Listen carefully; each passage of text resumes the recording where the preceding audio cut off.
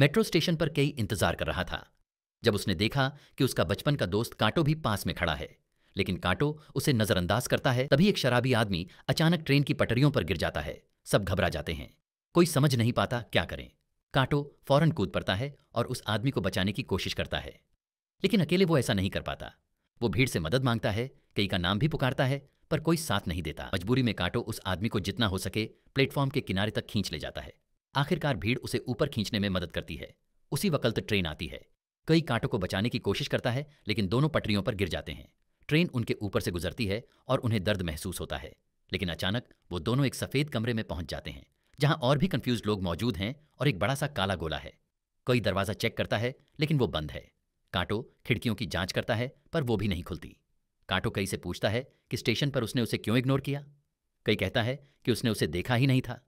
तभी बाकी लोग बताते हैं कि वो सब मर चुके हैं और इसी कमरे में जागे हैं। तभी उस काले गोले से अचानक लेजर जैसी रोशनी निकलती है और एक नग्न महिला का शरीर बनता है। वहां मौजूद लोग समझते हैं कि यहां हर किसी की एंट्री कुछ इसी तरह होती है। क्योंकि महिला बिना कपड़ों के होती है, हिरोशी उसे घूरने लगता है, लेकिन कांटो तुरंत अपनी जैकेट से उसे ढक देता है। हिरोशी नाराजगी जताता है, मगर कांटो उसकी परवाह नहीं करता। इसके बाद वो काला गोला एक अजीब सा संगीत बजाता है और स्क्रीन पर एक संदेश दिखाई देता है। उसमें लिखा होता है कि उनका पुराना जीवन अब खत्म हो चुका है और अब उन्हें एक नई जिंदगी शुरू करनी है। फिर गोला एक प्याज जैसे दिखने वाले एलियन की तस्वीर दिखाता है और आदेश देता है कि उन्हें उसे मारना होगा। गोले के खुलते ही अंदर बहुत सारी बंदूकें दिखाई देती हैं और एक आदमी भी होता है जो किसी मशीन से जुड़ा होता है। उसे हिलाने पर भी कोई हलचल नहीं होती। पास ही कुछ बैग पड़े होते हैं जिन पर सबके नाम लिखे होते हैं। जब वे बैग खोलते हैं तो अंदर कुछ अजीब से सूट मिलते हैं। किशिमोतो के अलावा कोई भी उन सूटों को पहनने की हिम्मत नहीं करता। निशी ने तो पहले से ही वह सूट अपने हुडी के नीचे पहन रखा है। जब वे हथियारों की जांच कर रहे होते हैं तो सुजुकी बताता है कि उसे याद है कि एक कार एक्सीडेंट के बाद वह बेहोश हो गया था और अस्पताल ले जाया। तभी स्क्रीन पर एक टाइमर शुरू हो जाता है और गोला उन्हें बाहर जाने का निर्देश देता है।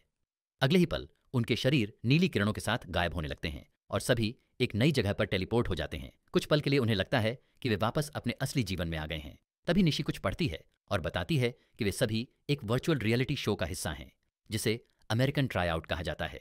यह शो अमेरिका के एक केबल चैनल और एल यूनिवर्सिटी द्वारा आयोजित किया गया है। जो इस मिशन को पूरा करेगा उसे $1,00,000 का इनाम मिलेगा। के को पास में एक छोटा बच्चा दिखाई देता है।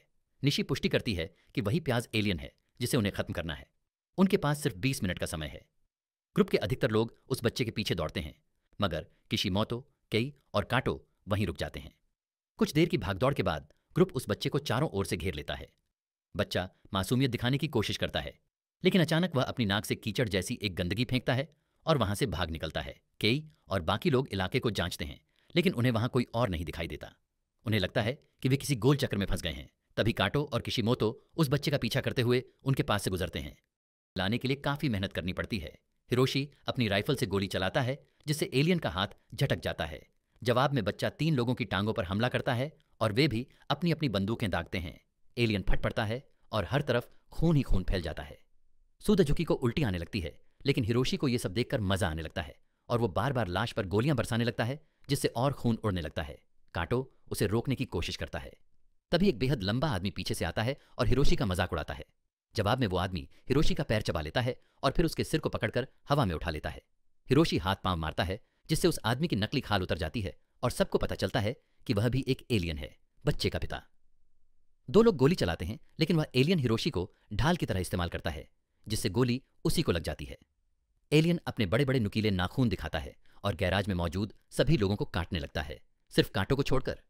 कई चीखें सुनकर किशिमोतो नाम की एक लड़की दौड़ती है, जो अब उस एलियन को मारने ही वाला होता है। तभी वह किशिमोतो से टकराता है और वह उसे दीवार पर दे मारती है। उसके पास एक चमकता हुआ नीला सूट है, जो उसे ज्यादा ताकत और रफ्तार देता है। एलियन जब दोबारा खड़ा होता है तो एक वैन के पीछे छिप जाता है।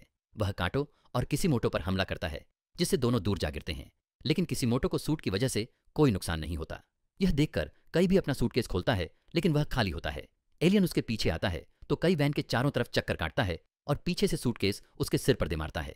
एलियन गुस्से में दहाड़ता है और एक स्ट्रीट लाइट तोड़ देता है। वह अब कई पर हमला करने ही वाला होता है कि तभी तारों का एक जाल प्रकट होता है और एलियन को जकड़ लेता है। निशी अपनी छत हटाकर कई को बंदूक देती है। वह कहती है कि कई को सूटकेस के साथ अपनी क्रिएटिविटी के लिए कुछ पॉइंट्स मिलने चाहिए। कई बंदूक उठाता है, लेकिन गोली चलाने की हिम्मत नहीं कर पाता। फिर निशी बंदूक वापस ले लेती है और खुद एलियन को मार देती है। इसके बाद चारों लोग एक सफेद कमरे में वापस भेज दिए जाते हैं, बिना किसी खून के दाग के। उन्हें फिर से जिंदा किया जाएगा और उनकी चोटें चाहे जितनी भी गंभीर क्यों ना हो, ठीक हो जाएंगी। काउंटडाउन खत्म होने पर निशी गोलियों को गैंटेज कहता है। गैंटेज सबको मिशन के पॉइंट्स देता है। निशी को छोड़कर बाकी सबको 0 पॉइंट्स मिलते हैं, जबकि निशी को 5 पॉइंट्स मिलते हैं। अब उसके पास कुल 69 पॉइंट्स हो जाते हैं। गैरेज में जो लोग मरे थे उनकी तस्वीरें स्क्रीन पर मरने वालों की लिस्ट में जुड़ जाती हैं। निशी बताता है कि उनका मिशन एलियंस को मारना है और कुछ मौतें बहुत भयानक होती हैं। कांटो गुस्से में उसे पकड़ लेता है और वह तभी रुकती है जब केई उसे गोली मारने की धमकी देता है। केई जवाब चाहता है, लेकिन तभी गैंटेज चमकने लगता है और सब लोग गायब हो जाते हैं। अगली सुबह केई अपने बेडरूम में जागता है और सोचता है कि शायद सब कुछ सपना था। लेकिन जब वह मेट्रो स्टेशन पर 2 लोगों के ट्रेन से कटने की खबर देखता है तो उसे शक होता है। कॉलेज में कुछ स्टूडेंट्स उसके बारे में बुरा भला कहते हैं, जबकि एक लड़की कुजुमा चुपचाप उसका स्केच बना रही होती है।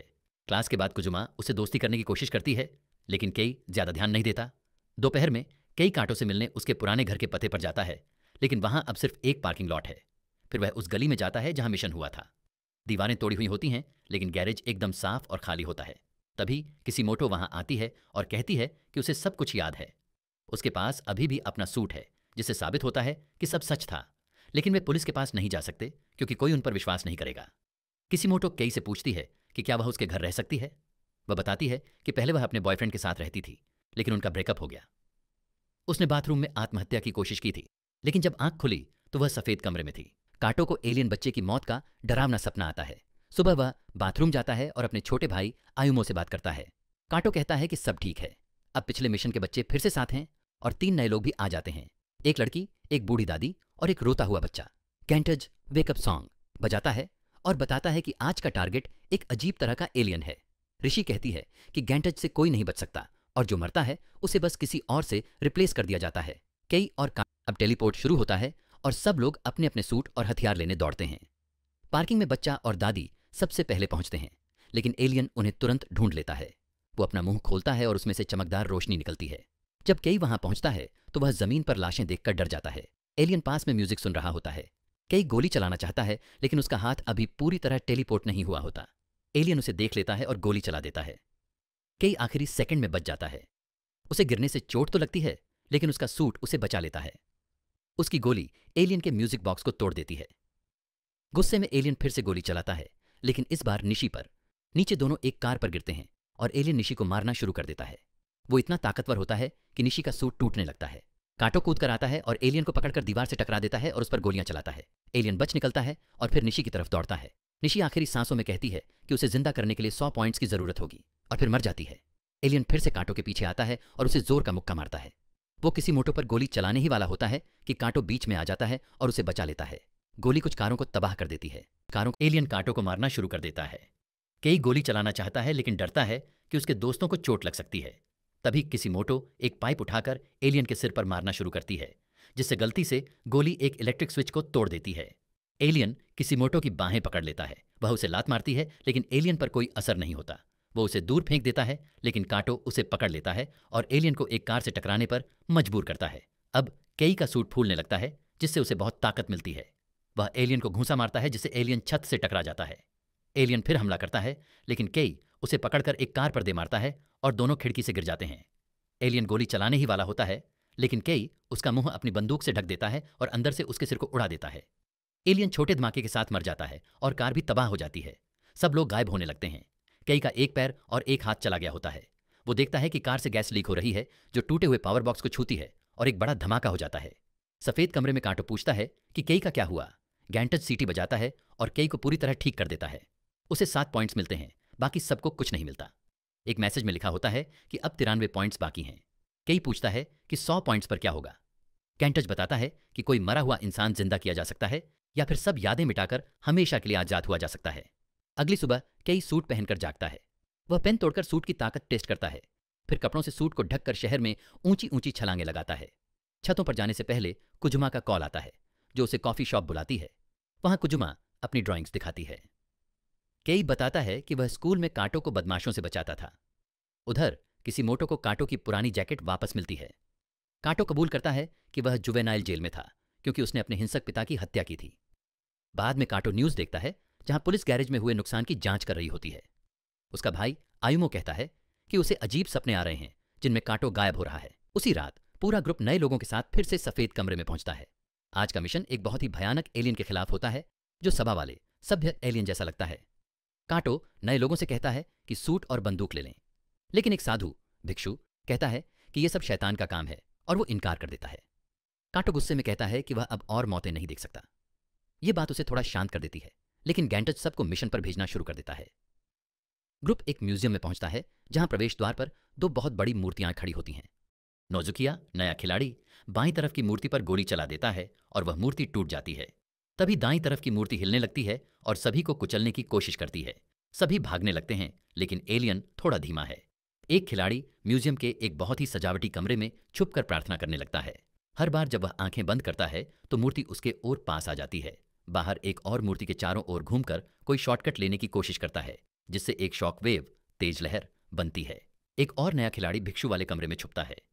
कई कांटों से कहता है कि बाकी सभी को बाहर निकालो और मूर्ति की लातों से बचने के लिए वह तेजी से उछलता है।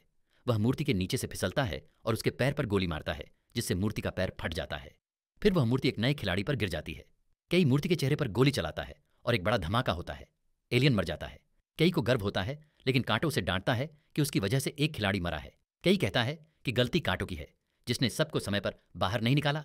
सफेद कमरे में गैंटच का टाइमर रीसेट हो जाता है। एक घायल नया खिलाड़ी बाहर आता है और ग्रुप को लगता है कि वह दूसरा एलियन है। कांटो और किसिमोटो अंदर जाते हैं और भिक्षु को मरा हुआ पाते हैं। तभी केई हथियारों वाली एक मूर्ति पर हमला करता है। वह अपनी बंदूक से वार को रोकता है, लेकिन उसकी बंदूक टूट जाती है और वह निहत्था हो जाता है। मूर्ति बार बार वार करती है। कांटो उसे खींचकर बचाता है और किसिमोटो के पास छोड़ देता है। वह कहता है कि अब वह अपने दोस्त के लिए लड़ेगा, जैसे स्कूल में करता था। कांटो कमरे में घूमता है और शीशे में एलियन की परछाई देखकर उसके हमलों से बचता है। कुछ कांच की चीजें टूट जाती हैं। फिर एलियन बोलता है कि इंसानों ने पहले हमला किया और उसके दोस्तों को मारा। कांटो को बुरा लगता है और वह अपनी बंदूक नीचे कर देता है, लेकिन एलियन फिर हमला करता है और कांटो को निहत्था कर देता है। एलियन बदला लेने की बात करता है, लेकिन तभी किसिमोटो गोली चलाती है और एलियन फट जाता है। एलियन छल करता है और किसिमोटो पर हमला करता है और उसे गिरा देता है। वह और तलवारें निकालता है और मूर्ति की तरह खड़ा हो जाता है। अब कांटो अपने सूट से ब्लेड निकालता है और आगे आप चाहें तो कहानी को जारी रखने को कह सकते हैं। एलियन से कांटो की तलवारबाजी शुरू होती है। एलियन ज्यादा ताकतवर होता है और कांटो को उठाकर फेंक देता है। किसिमोटो हवा में कूदकर कांटो को पकड़ती है। मूर्ति एलियन कांटो को मारने के लिए आती है, लेकिन किसिमोटो उसे बचाने के लिए उसके सामने कूद जाती है। एलियन की कई तलवारें किसिमोटो के शरीर में लगती हैं और वह बुरी तरह जख्मी हो जाती है। वह कांटो की बाहों में गिरती है और उसे चूमने की कोशिश करती है, लेकिन उसकी मौत हो जाती है। कांटो गुस्से में भर जाता है और फिर से एलियन पर हमला करता है, लेकिन एलियन कांटो का शरीर चीर देता है और उसे कई बार चाकू मारकर मार डालता है। फिर वह उसकी लाश को फेंक देता है। एलियन कहता है कि अब वह सब कुछ नष्ट कर देगा। अपने दोस्तों को मरा हुआ देखकर कई अपना सूट मैक्सिमम पावर पर ले जाता है। एलियन उसका हमला रोक देता है, लेकिन कई रेलिंग में फंसी बंदूक देख लेता है और तलवारों से बचते हुए उसे उठा लेता है। वह गोली चलाता है, लेकिन एलियन की तलवारें टूटकर फिर से जुड़ जाती हैं। एलियन इतना बड़ा हो जाता है कि सीढ़ियां और छत टूटने लगती है। कई हार नहीं मानता और प्रतिमा के चेहरे पर जोर से मुक्का मारता है, लेकिन एलियन उसे निगल लेता है। अंदर से वह चारों ओर गोलियां चलाता है और एक जोरदार धमाके के साथ एलियन को उड़ा देता है। वह दौड़कर कांटो को देखने जाता है, लेकिन कांटो अब गायब हो चुका होता है। सफेद कमरे में अब सिर्फ सुजुकी और एक नया लड़का बचा होता है। गैंट्स कई को 13 पॉइंट्स देता है। मरे हुए सभी लोगों की तस्वीरें अब मरने वालों की लिस्ट में जुड़ जाती हैं। कई किसिमोटो और कांटो को वापस लाना चाहता है, लेकिन गैंट्स कहता है कि इसके लिए 100 पॉइंट्स चाहिए। अगले दिन स्टेशन पर कोजुमा देखती है कि कई बहुत उदास है। वह उसकी मदद करने की कोशिश करती है, लेकिन कई उसे नजरअंदाज कर देता है। तभी एक छोटा बच्चा अपनी टोपी रेलिंग पर गिर जाने की वजह से रोने लगता है। कई कूद कर टोपी उठा लाता है, जिससे बच्चा खुश हो जाता है। ट्रेन आ जाती है, लेकिन कई नहीं हिलता। कोजुमा उसे प्लेटफॉर्म पर खींच लेती है और रोते हुए कहती है कि वह उसे पसंद करती है। कई वादा करता है कि वह अब नहीं मरेगा। बाद में कई आयुमों को बुरी खबर देने जाता है। उस रात वह फिर से सफेद कमरे में पहुंचता है। अब वहां सुजुकी और कुछ नए लोग हैं। गैंट्स अगला मिशन घोषित करता है। उधर कांटो म्यूजियम के बाहर भीड़ में अचानक प्रकट होता है।